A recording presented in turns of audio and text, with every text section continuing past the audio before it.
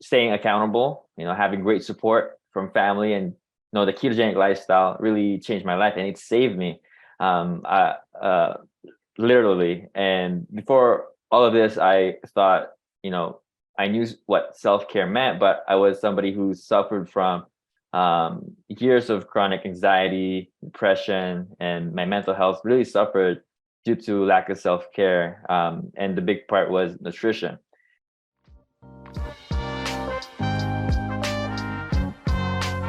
Welcome to the Audacious Living Podcast, hosted by my man, Audley Stevenson, the Odd Man. He'll unpack wisdom and insights from a cross-section of top quality performers in business, media, sports, entertainment, and lifestyle to uncover key elements to help you live your best audacious life ever. So without further ado, here is the Odd Man. Greetings and salutations, folks. It's Audley Stevenson back for another edition of the most audacious podcast the internet has to offer. This is the Audacious Living Podcast, coming live and direct from St. Martin in the Caribbean. And I really appreciate you for being here as we continue our ongoing goal of helping our listeners live their best audacious lives ever. As always, I encourage you to follow us on social media, Twitter, Instagram, and Facebook, or you can subscribe to our YouTube channel simply by tapping that bell down below. Ding, ding, ding, and stay connected to all great things Audacious related. I've spent the last week or so in beautiful St. Martin's, and it's been a wonderful trip. The weather's been amazing, the people are friendly, and the food, of course, has been incredibly awesome. In any kind of getaway or holiday trip that you make, the meals play such a big part of the overall experience, and that's definitely been the case on this trip. The food we eat is obviously important to us, but what we eat also has a direct impact on our overall mood and energy.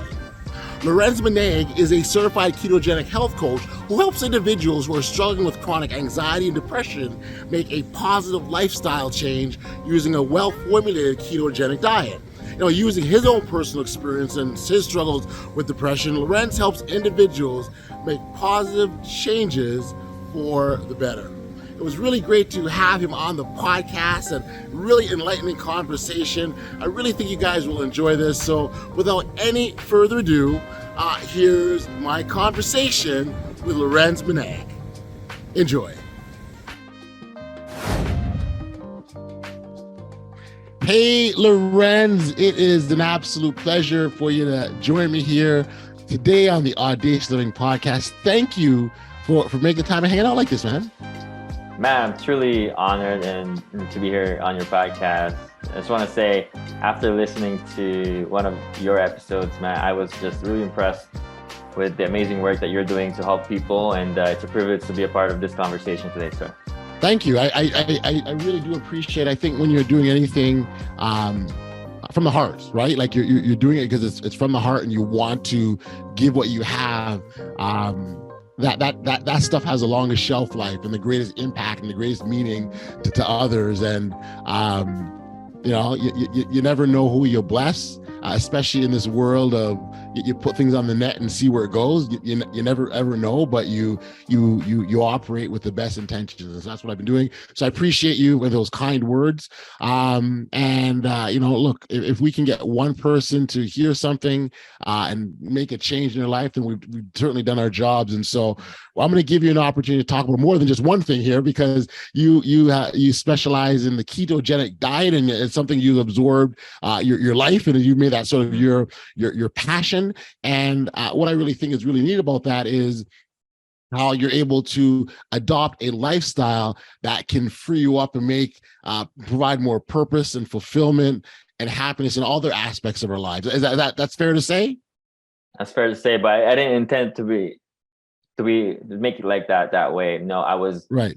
I was brought up in the Philippines, born and raised, and a lot of things that are in our conditioning that happened, and I want to say that it is such a journey it has been for me, but I definitely say I didn't intend it to be my purpose and my passion, but God put me here share my story, and hopefully any of your listeners may resonate.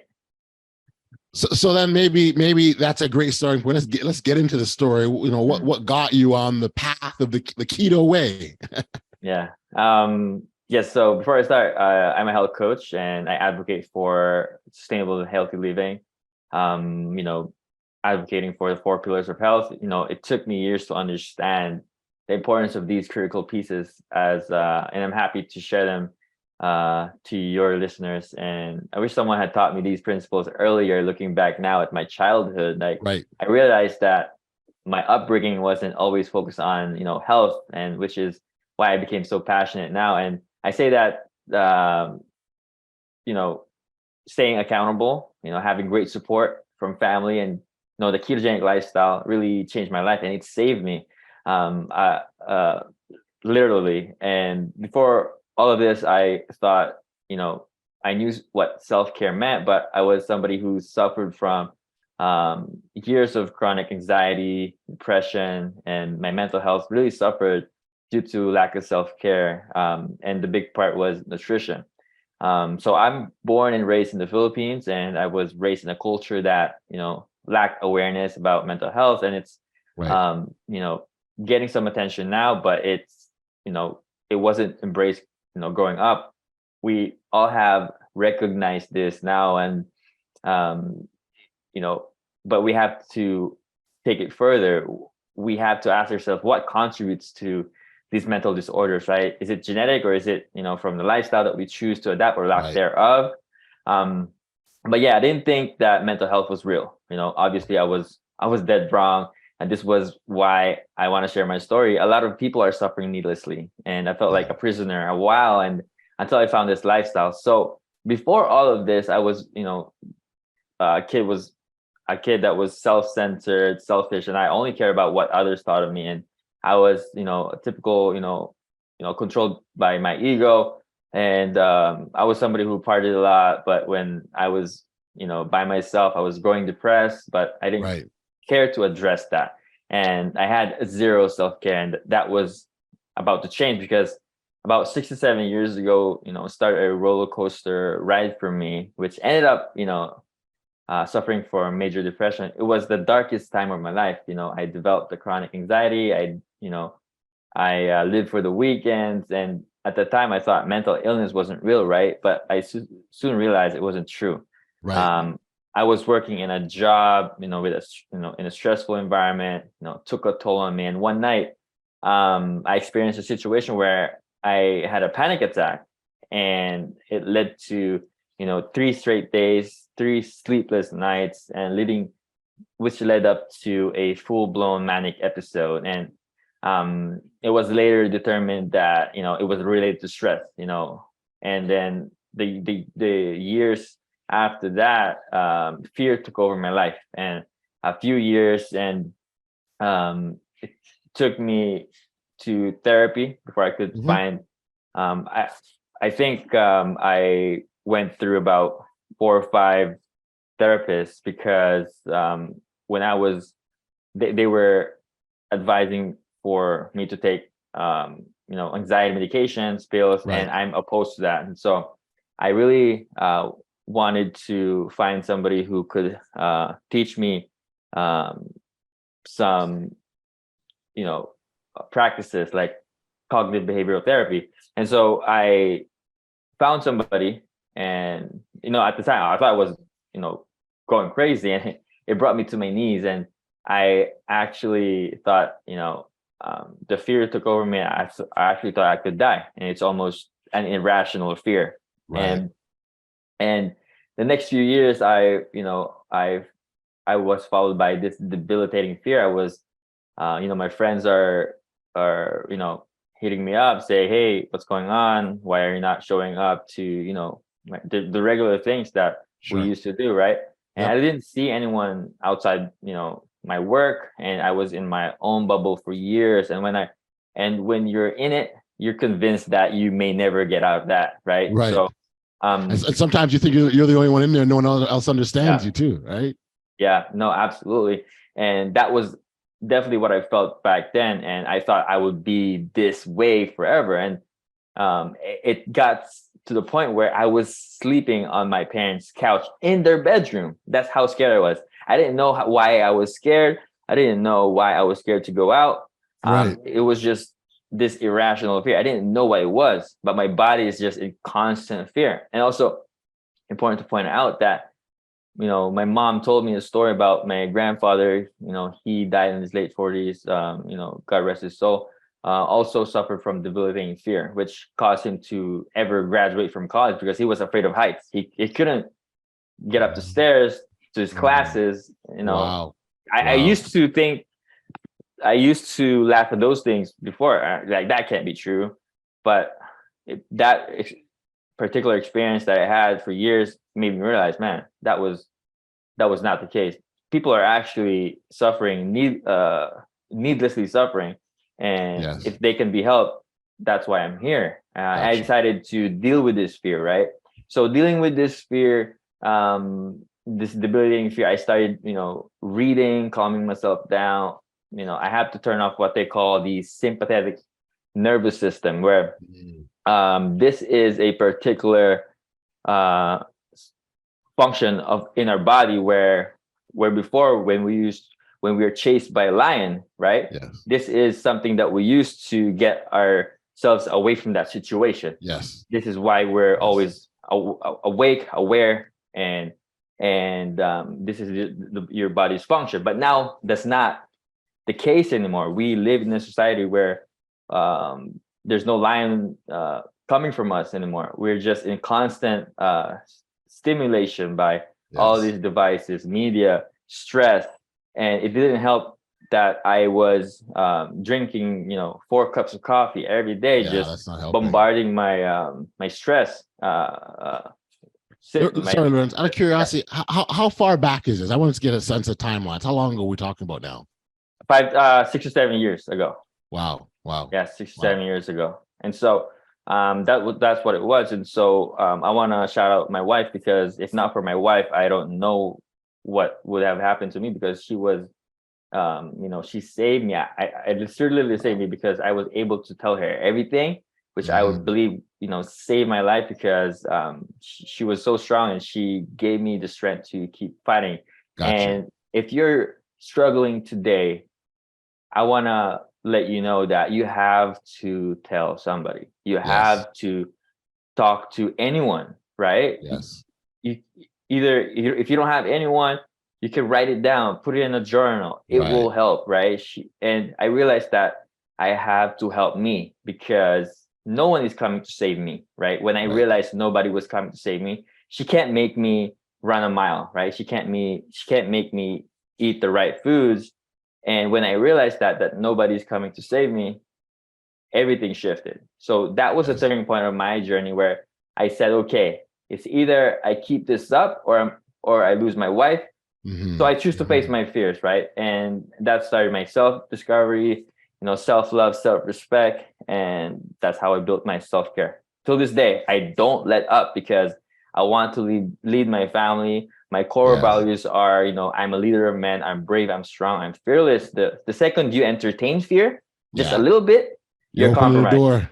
You're opening the door. That crack, right? You can't think straight. Your body language is different. Your decisions are questionable. So that's a story on how I discovered that, you know, you just discovered what the issue was, right? I think there's a big part of this where you're feeling something, you're going through something, but you're not sure where it's coming from. And so you live in this state of like unknown limbo, like what's happening. So, but I think what's the turning point will always be once you're able to identify, oh, this is what's causing me to feel this way. This is what's creating the issues. Because once you know what that is, you now have, you can now equip yourself to figure out how you deal with it. Yes, sir. So yeah, when I recognize all of my excuses, my self-sabotage, and as men, right, we have to keep our word to ourselves. We have to keep our word. But the second you don't, you're compromised, right? So everything you say matters. And I wasn't that way before. And now I keep my word, and everything I say, I do. because if you don't, you're compromised. And shout out to my wife, my mentors, and I wasn't this way before, right? So if I could do it, anybody could do it. I was at a point where I was just concerned with what others thought of me, right? Got you. And I got married to her. I married her after that, and I was like, she's the one for me. Amazing. She was my girlfriend at the time. Amazing. Yeah. Amazing. So we understand the backstory on that, and thank you for providing that and for really good context. So when did keto come in the picture? Yeah. So like I said before, when I was... And actually, sorry, let me cut you. For those who are listening and don't understand or even know what a ketogenic diet is, can you perhaps provide that little context for individuals? Yeah, so the ketogenic diet is a way of eating where you reduce the amount of carbs that you eat enough to force your body into the state of ketosis that we call. That's where keto came from, ketosis. And ketosis is when you reduce your carbohydrates enough, your body kicks into ketosis. That means you become a fat burner. So when your body is depleted with glucose, right? Because carbohydrates now becomes glucose in the body, which is a form of sugar. Now, a lot of people with type 2 diabetes, sometimes they say, "Oh, I don't even eat sweets," right? And how come I got type 2 diabetes? And that's because they don't know that carbohydrates, or your body doesn't care if it's carbohydrate or sugar. Right. Regardless, it becomes sugars in the body, right? And so when you reduce that glucose intake or your carbohydrates intake, and your glucose is down to the amount that minimal, 20 grams of carbs for some, 50 grams for those who are metabolically healthy, your body kicks into ketosis where you become a fat burner. Gotcha. Now that's when we see that people are losing a lot of weight. It can be also used for children with epilepsy, right? It could also be used for weight loss. It could also be used for people who suffer from type 2 diabetes, like we talked about. Right. And so that's ketogenic diet in a nutshell. Okay. So then, all right. So let's get the origin story. How'd you get there? How'd you find it or discover it? Yeah. So I want to start it by saying, I was somebody who's always been opposed to medications, right? I'm not saying it doesn't have a place. I believe that it has a place. It's for emergency purposes, but it's not a long-term solution. It is used for symptom management, right? But now the ketogenic diet is for attacking the root cause of the lifestyle diseases like obesity, type 2 diabetes, heart disease, and all of that. And so I say that because I've always been like that. I've always been opposed to medications. And when I want to explain that, I realized that the system can't help me because when I couldn't sleep, right? I went to my doctor's office and she gave me a sleeping pill, but sleeping wasn't the problem. Sleeping was not being able to sleep was a symptom, right? What's the root cause of why I couldn't sleep? It was because of my stress. It was my state, right? It wasn't because I couldn't sleep. It was a symptom. That's when I realized that the system couldn't help me, right? That's when I realized that. And when I had a headache, what do they give you, right? Aspirin, pain reliever. Yep. Guess what? A headache is a symptom of something, an inflammation in your body, right? But they don't even talk about that. So that's when I knew that the system could not help me. So I did more research, again, I found a specialist that practices cognitive behavioral therapy. And at the time she was, giving me all this personal work. It was all cheesy at the time for me, but I was desperate. If you tell me I have to get better, I will try everything, right? I audited everything in my life. I cut off everything that isn't helping me. Right. Started journaling, gratitude, reading self-help books. I cut out the friends that I thought was friends that is causing me a lot of anxiety in my life. And so I found books that helped me. I want to shout out Michael Singer's Untethered Soul, focusing on being Right. present. And I had to work on myself along with personal development tools. I added exercise, of course. I associated looking good to being healthy before, which was we'll get into that later. But I got lean, but I'm not optimal, right? Gotcha. I'm in the right mental space. But looking back now, I was in the right mental space, but I was still experiencing some anxiety, some depression. So pandemic happened, right? Before the pandemic, I was on a low fat Right. diet, mostly everyone know a healthy diet was, right? But chicken breast and broccoli. That's why people are traumatized when they say, "Oh, you have to be on a diet." Yeah, I have to be on salads for the next 7 days, Yeah. right? And weekly cheat days. That was my last. That was the years of my life. Broccoli and chicken breast, and then cheat days, which was No. creating this bad relationship with food. And I still have, again, my anxiety and depression, but we're manageable because of my self-care, right? But when I started working on myself, I didn't know what healthy was.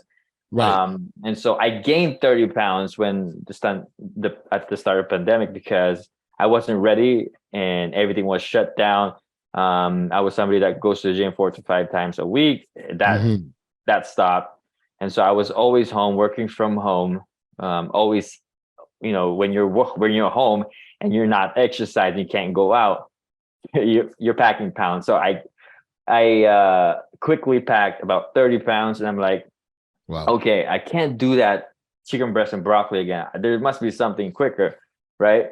And I found the ketogenic diet. I knew keto from a cousin of mine. He was doing it. He lost about 100 pounds on it. Okay. And I'm like, it didn't resonate with me at the time because I didn't feel the need to. I was lean, right? And I'm like, okay, let me try this ketogenic diet. I did some research about it. Okay. I did enough research on it. Now I want to apply it to my life. Lo and behold, I lost the 30 pounds, but it wasn't the weight for me. What really changed me was how I felt. I felt that I felt free. I have this high energy. My symptoms of depression and anxiety dissipated. I have a lot of motivation. All of a sudden, I have this burst of energy. I didn't know what to do. And then I thought to myself, what's happening? And, mental clarity. I was somebody who thought I was just a train wreck because, I couldn't read past chapter 1. I would fall asleep. I don't have focus. I don't have a lot of things that are academically inclined. And so I thought I was just, lazy, but Right. it wasn't the case. Today I have a podcast. No, I started a podcast because I wanted to learn more about what's going on in me. Right. I started to invite people on to talk about their successes, right? Like yourself. And I'm like, man, it wasn't just me. A lot of people are going through this, and and just grew from there. I know I'm interviewing, experts in the space, doctors, specialists, and even people who I've never, imagined that I would be able to talk to. People who are Harvard trained, people who are endocrinologists. I like all sorts of people, like mental health counselors, everybody that are on a mission to talk about this, because not a lot of people are talking about it. Now, why are they not talking about it? There's a lot of things. Why? I'm not sure if you're familiar with this article that just came out that Lucky Charms is healthier than steak, and the government came out with it. And and that's why, man, if you wait for the government to tell you what to do, you'll be waiting for a long time. Wow. Right? Because they are controlled by the pharmaceutical industry. Now, you can read about it. You don't have to listen to me. There's a book called The Big Fat Surprise. It's on there, and there's a lot of misconception about the ketogenic diet, and starting with heart disease and fat and cholesterol. And I want you guys to understand that the study that was done by Ansel Keys, who started all of this, the fat is bad for you. Fat makes you fat. When you eat fat, you become fat, right? Ask yourself why exercise, ask yourself why doctors advise eat less and exercise more never work, right? We are in a society where the growing problem is obesity, that epidemic, right? Mm-hmm. And a lot of things. My dad was diagnosed with type 2 diabetes, and he said he is somebody who doesn't eat sweets, but he doesn't know how his body works, how carbohydrates actually turns into glucose in the body. Right. And so, and our food pyramid is mostly 50% carbohydrates, and that's what they're saying. And in the morning, you're asked to eat a breakfast of grain and milk, which contains a lot of added sugars. And so this is a growing epidemic. And why isn't it getting better, right? You have to ask yourself that. Why does, when your doctor says just eat less, exercise more, creates more cravings, creates more bad relationship with food, right? And so I want to talk about just the brain aspect of things, because that's what happened to me, right? And my brain is that tied into the relationship we have with food? Oh, yes, sir. Yes, sir. And because when we eat a standard American diet, we regulate these hormones called leptin and ghrelin, which is our hunger hormones, right? Okay. And when you eat a highly refined carbohydrates or they call it super processed foods, it just creates more hunger, right? Because these are highly refined foods that are low quality foods, and this just upregulates you're always hungry when they also talk about, you have to snack, 3 times a day, you have to eat 5 times a day, right? And why does that create more hunger and cravings? Well, because you're upregulating these hormones. And have you ever had a meal that afterwards you're just so tired and want to sleep? Right. Absolutely. No. Well. Right. when you eat, what happens? Why are you so sleepy? I don't get that. For ever since I started eating ketogenic diet, I don't get sleepy. I'm more productive. I'm more energetic. Every time I eat, I go back to work.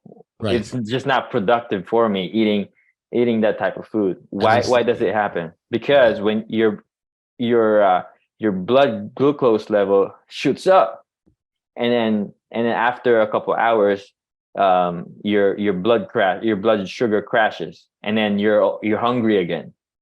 Right. You want to eat again. And that's a vicious cycle that this type of eating gives us, and it just creates a lot of it creates this epidemic that we have, right? And that's another side of things. But I want to talk about how we can dissipate depression and anxiety by eating this way. So it's interesting. Before you get, I think what I find interesting is the ability to make that connection to your feeling, the way you feel, and the food that you eat. Because I don't know if a lot of people would naturally see the two as intertwined. Yeah. Well, because you haven't felt better in a long time. You feel this. You haven't felt better in a long. You only notice it when you get rid of it, or how good you felt.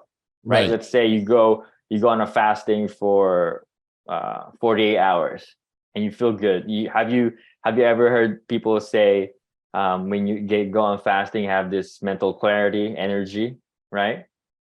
And when you go back, that's when you feel good, right? Right. People eat this way for years, so they don't really actually know how to feel good anymore. They're so used to feeling this way, They right? accept They it as a they don't. norm. It's a norm.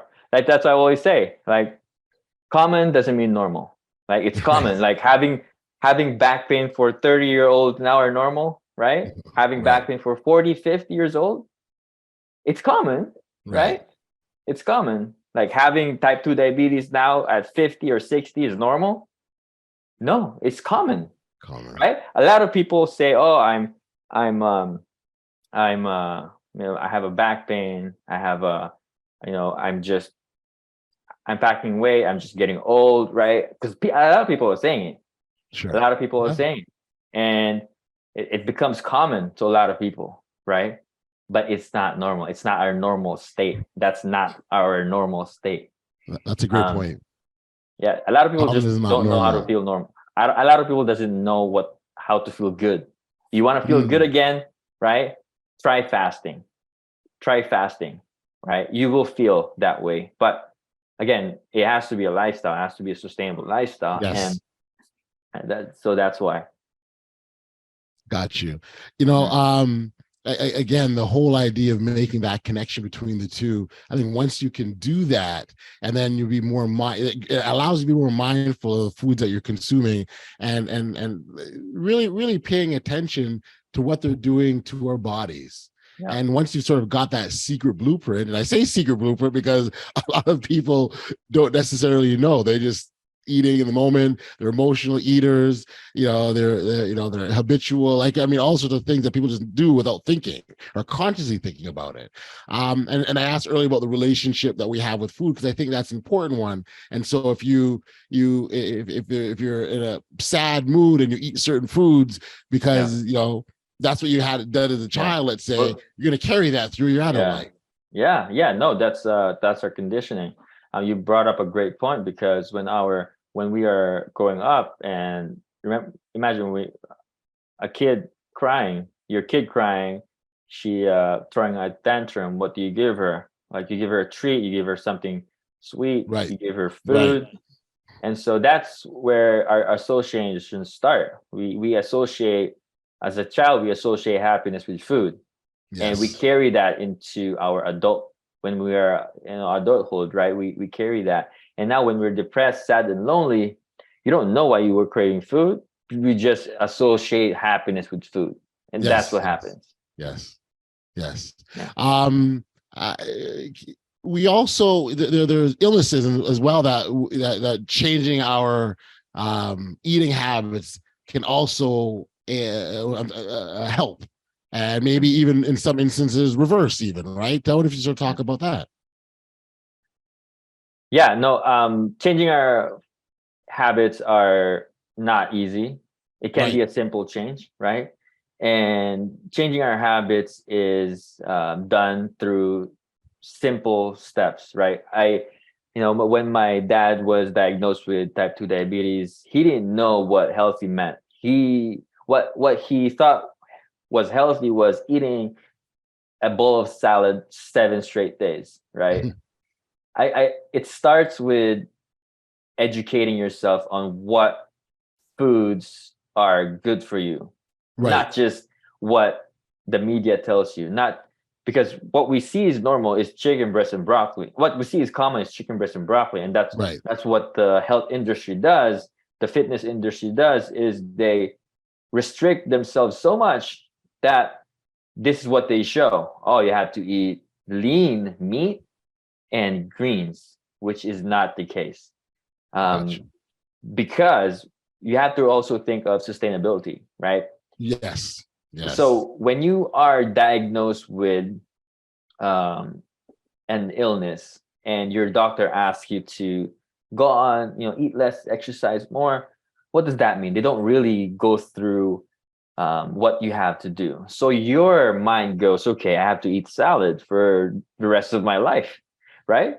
And Right. why does that always fail? Well, because their idea of healthy was salad, was a lean piece of chicken. I called that BS when my dad was doing it. I'm like, that's not sustainable. I'm like, you have to really tailor your diet to foods that you already like, that are good for you, that are okay to eat, right? Yes. You can't just have an idea of healthy of just a bowl of salad. Let's say you did go on a 7-day streak of just eating salad, Yep. right? Would that help you? No, because you would go back to your old habits, right? So this is why we have to really, this is why what my program does is we go into a deep dive Yeah. into your conditioning, into your lifestyle, what you like, what foods that are good for you. And we go back to the old beliefs that we have to retool, right? It's like looking Yes. at your tool shed, what's not helping you. We have to get rid of those things that Exactly. got you to this point Yes. and Great point. retool, right? We can't Yes. just assume that we're gonna change what we can change now. Right. That's not how it works. We And have doing the to, same old, right? It's not going to yeah, work. yeah. You can't just jump, because this is your life we're talking about. This is longevity we're Yes. talking about. This is again, I want to talk to. I have empathy for people because I've seen a lot of my dad, my friends. My friends are in their early 30s, have type 2 diabetes, high blood pressure. And why does that happen? Why is younger and younger people are being diagnosed with these diseases? Well, because my dad, when he was growing up, he grew up in a farm, and Right. so he didn't eat what we're eating today. Not Right. a lot of added sugars and all that. Now kids are starting young, right? I want you guys to listen to my podcast, the Ketones and Coffee podcast, that interview I had with I'm gonna butcher his name.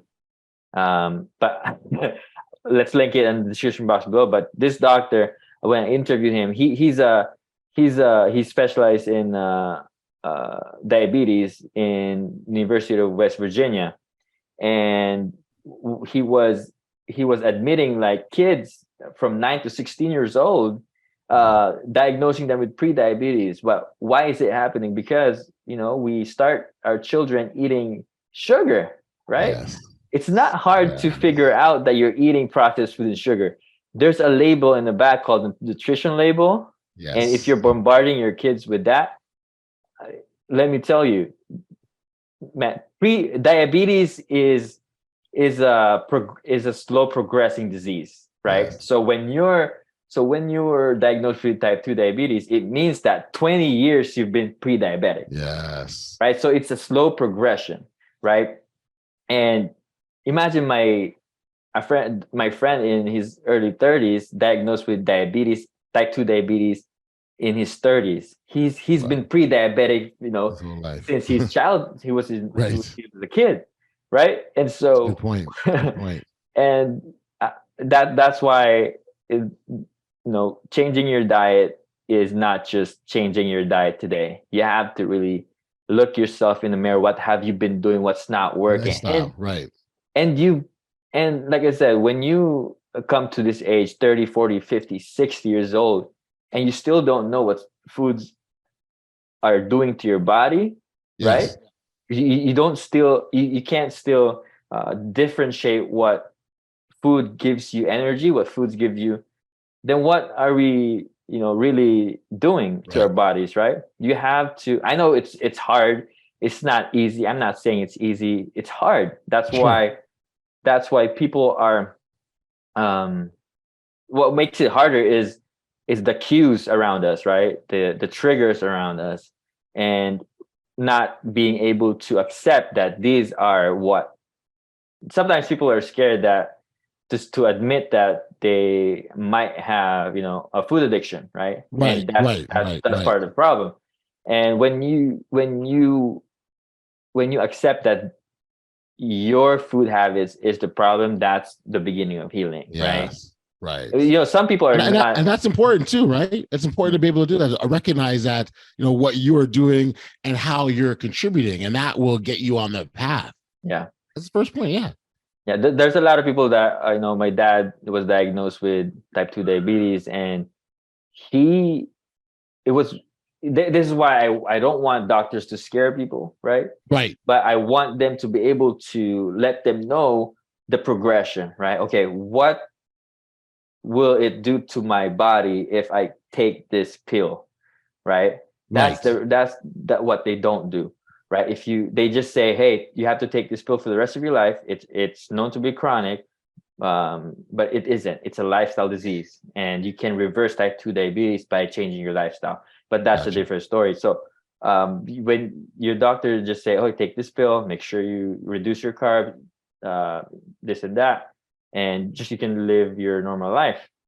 They Yeah. don't tell them the progression. If you take this day, if you take this, they give him metformin to lower their blood sugar. If you take this metformin for years and years, Yep. you're it will attack your kidneys, and when your kidneys breaks out, guess what, you'll have to be on I forgot what's it called, but dialysis. You'll be in Yes. dialysis every Right. week. Right. Right. Right. they Right. don't they don't scare you. Imagine if the doctor tells you that. Now you have an option. Now you go back, you have all the details, right? Okay, do I take this metformin? Do I want this progression to happen, or should I Right. just change my diet? Because they don't Right. know that, right? Yep. Yep. And Yep. Yep. what you don't know, won't hurt you at that moment, but at least you're informed, right? At least you have all the facts on the table, and you can make a decision for Right, yourself. and so that's what we call making an informed decision. I think that's Yeah. that's the Yeah. important one. So I think, Lorenz, I think so. Thank you for the great context you're providing around our foods and how they influence how we feel and what they do to our bodies. And I think if someone is listening and sort of taking in, I think a natural question is, okay, so how do I get started, or what do I need to do to get started? Maybe even the right way of doing it.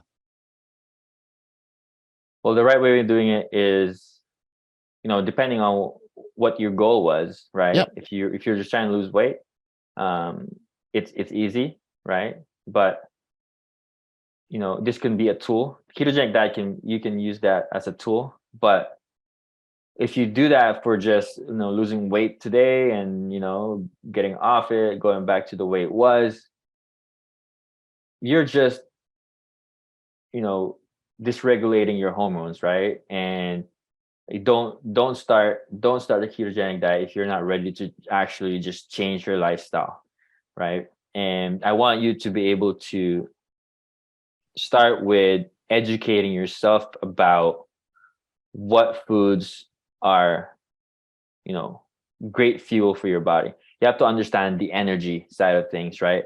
And what are actually the impact of eating a Steiner American diet to your life. What has it done to you, right? Right. And knowing what you have, knowing what no, this is where I start with people, right?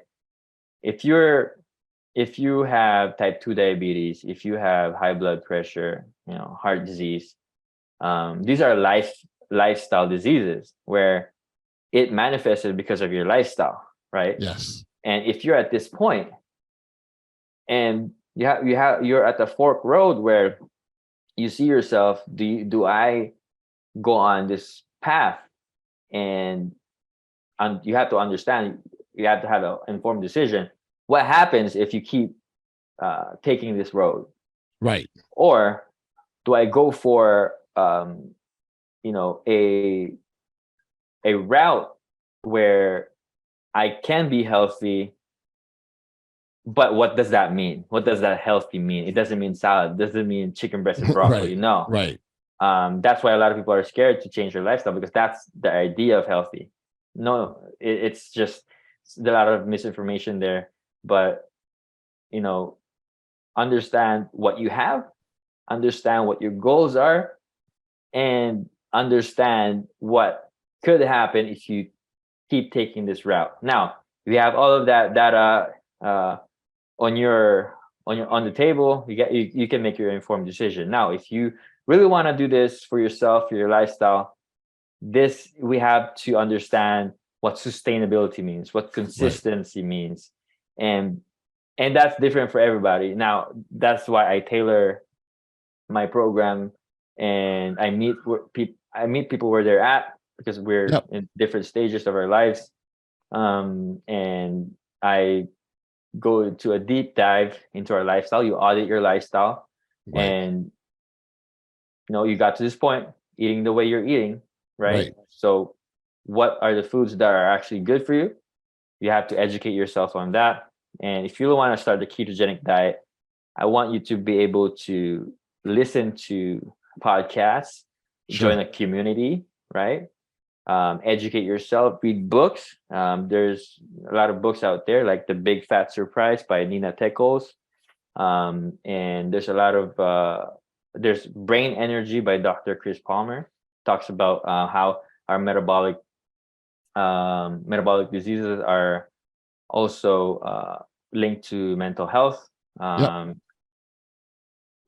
Research on it. Make sure you know how the body works, because you really have to come to this with a beginner's mind, right? And what does that mean? Beginner's mind means why does children learn quicker than adults do? Because they're unassuming about the subject, right? So we have to temporarily suspend what we know about the subject and come at it with a beginner's mind. Number one. Number two, how do you start learning about this with a beginner's mind is you forget about your limitations, right? Oh, I can't lose weight. I just can't diet. It's not for me, right? Forget all of that. Those are limitations that you set on yourself. Those are old beliefs. Those are the stories that you tell yourself that you can't do. Right? We are limitless. What you put your mind, what you put your mind to, and what you have, genuine interest in, there's no limit.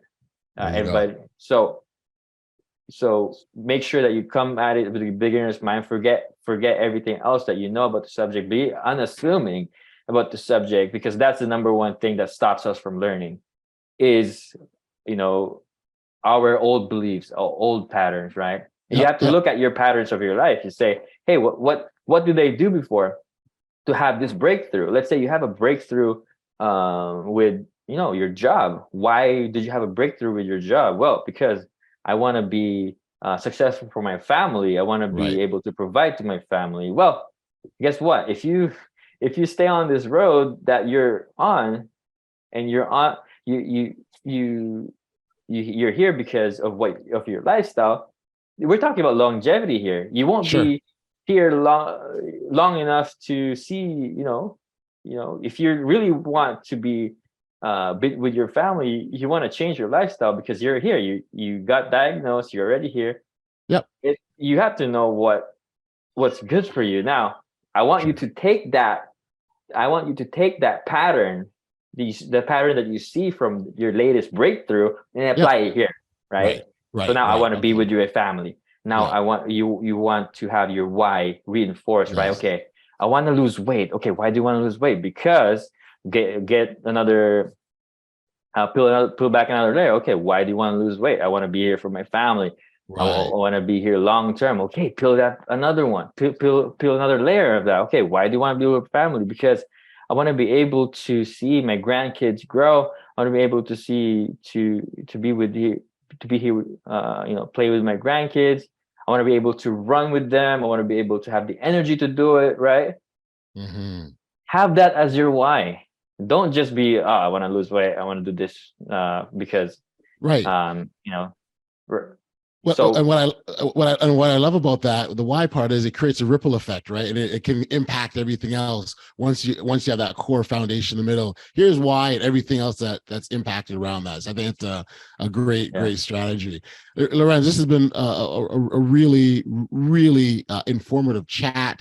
I think the direction that you've taken it with respects to the overall impact of how good eating and specifically the keto way can impact our whole lives in its entirety. The way we feel about ourselves, our overall health, our outlook on the rest of the world are all key factors in us being this, living this audacious life that we talk about here. So I want to thank you for that insight. For our listeners that are looking to learn more about you, or even check out your podcast because you're a podcaster as well, where can we send them? Yeah, so for my website, it's basicketogeniclifestyle.com. I have a program for men. It's called Ketogenic Healing for Men with Depression.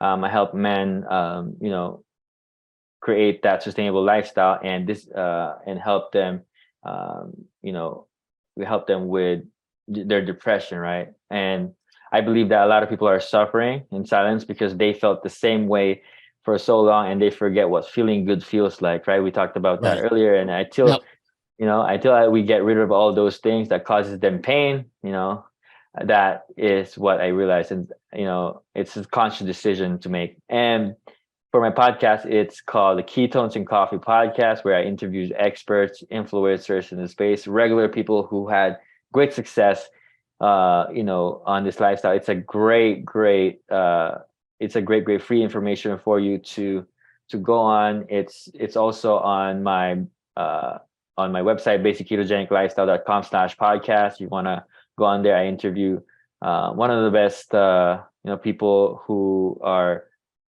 leading this space in the ketogenic lifestyle, and helping people reverse most of these chronic diseases that plagues our society.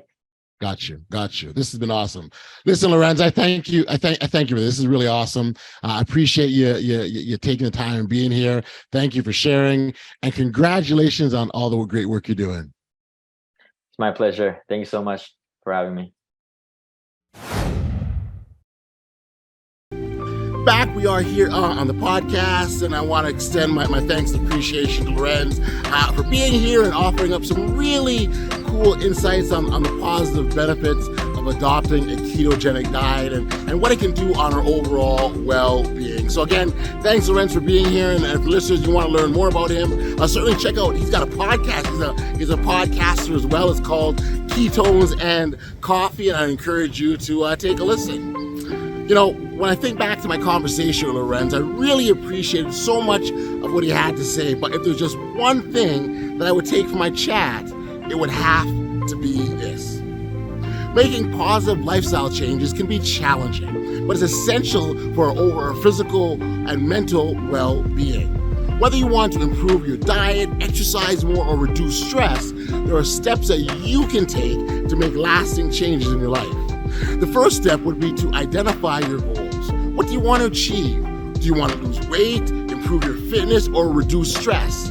Once you've identified your goals, write them down and create a plan on how you're going to achieve them. It's probably best to also start small, because making significant lifestyle changes can be overwhelming if they're too big, too fast. Over time, you can gradually make more significant changes and build those into your overall plan. Routines are always helpful and can assist with sticking to your goals. So for example, if you want to exercise more, schedule your workouts at the same time each day or week. This can help you establish a habit and make it easier to stick to your goals.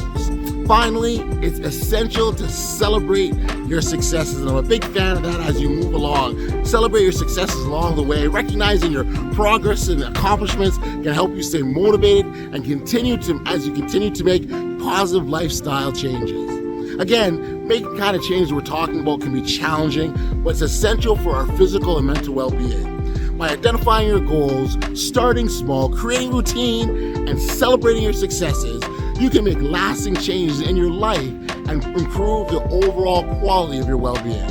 Remember, making positive changes takes time, so be patient with yourself and don't give up. We've sadly reached the end of another edition of the Audacious Living Podcast, and as always, I send my thanks and appreciation to those lovers of Audaciousness for your tremendous ongoing support. It's always appreciated. Much like this great weather here in St. Martin's is also appreciated. It's been a great time here, and I really enjoy the opportunity to relax and take it easy as well, and it's been great. Until next time, stay safe, be kind, show love to one another, and be audacious.